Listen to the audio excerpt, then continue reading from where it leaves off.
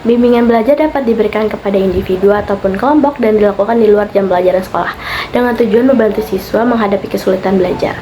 Namun, hasil belajar yang merupakan pencapaian siswa dalam bentuk perilaku yang berubah, mencakup perkembangan kognitif, afektif, dan psikomotor siswa, terutama dalam hal bahasa Indonesia.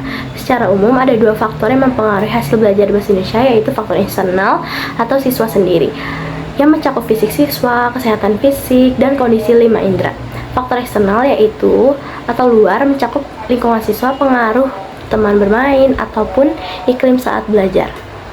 Adapun beberapa jenis bimbel yang dapat dipilih oleh siswa sesuai dengan kebutuhan mereka, yaitu seperti bimbel untuk persiapan untuk ujian nasional ataupun UN, bimbel persiapan seleksi masuk perguruan tinggi ataupun SBMPTN yang dikenal sebagai SNBT sekarang. Yang ketiga ada bimbel CPNS atau P3K, yang keempat ada bimbel akademik umum. Banyak alasan mengapa bimbel belajar begitu penting bagi para siswa, terutama di era modern ini, yaitu pembelajaran yang lebih intensif dan berfokus, persiapan yang lebih matang untuk ujian, metode belajar yang variatif, peningkatan kepercayaan diri, dan fleksibilitas belajar. Tutor bimbel adalah salah satu pilihan bagus untuk siswa yang butuh bantuan ekstra. Mereka bisa belajar di rumah dengan cara yang lebih nyaman dan juga santai. Siswa mudah mengerti pelajaran yang ada di sekolah. Tutorial memberikan sesuai dengan tingkat pemahaman siswa, dan juga komunikasi antar siswa dan tutor bisa lebih personal. Siswa merasa lebih percaya diri saat belajar di lingkungan yang familiar. Di program bimbingan belajar, siswa akan lebih suka membaca karena Indonesia mempunyai tingkat literasi yang rendah, berada di peringkat 62 dari 70 negara. Ada juga kasus siswa belajar lebih baik dengan cara non-formal. Penelitian menunjukkan tutor bimbel bisa membantu tingkat minat baca anak-anak. Selain itu, ada juga keuntungan menggunakan tutor bimbel, yaitu memberikan banyak keuntungan. Salah satunya, manfaat bimbingan belajar adalah perhatian lebih dari tutor. Mereka memberi perhatian kepada setiap siswa dan memungkinkan.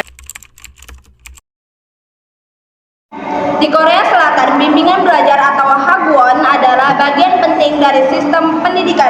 Kegiatan bimbingan belajar ini diikuti hampir semua siswa dari tingkat dasar hingga menengah setelah jam sekolah resmi. Berikut beberapa komponen penting Hagwon. Karakteristik Hagwon.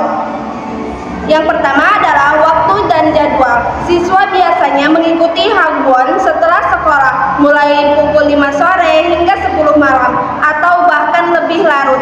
Ini berarti siswa dapat menghabiskan hingga 16 jam dalam sehari untuk belajar, termasuk waktu di sekolah dan di Hagwon. Fokus pada presentasi, Hagwon mengajar pelajaran akademis dan keterampilan lain, seperti seni dan olahraga, namun fokus utama tetap pada peningkatan prestasi akademik, terutama menjelang Senaung.